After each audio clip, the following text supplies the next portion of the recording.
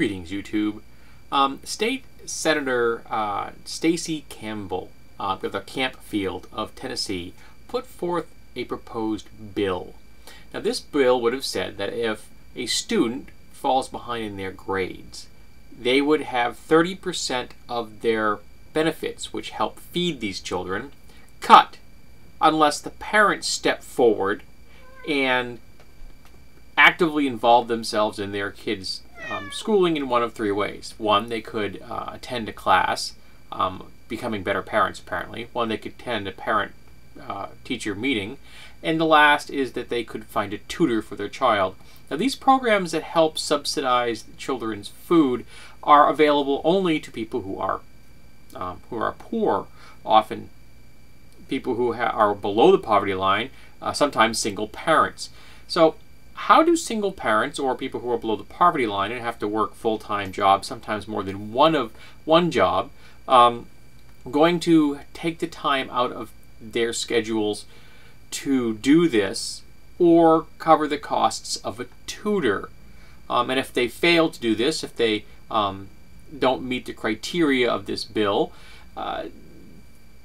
they would lose food for their kids.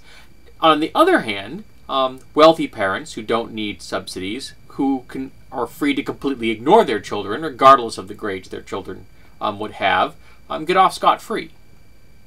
So this bill is aimed at punishing poor people who are already strapped for time and money, and lets rich people just get away with anything they want.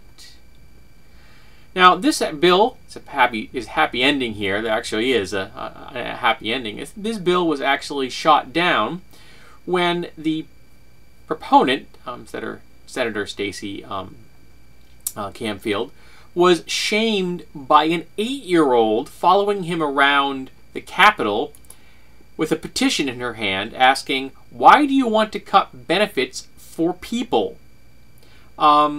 And his reply, "Well, I wouldn't, as long as the parents show up to school and goes to 2 parent-teacher conferences and they're exempt," the state senator explained. The confrontation continued during what appeared to be a long, uncomfortable walk to the Senate floor for Campfield. Quoting him now, "Using children as props is shameful, but apparently using children's food to blackmail parents is completely acceptable if you're poor. That's okay.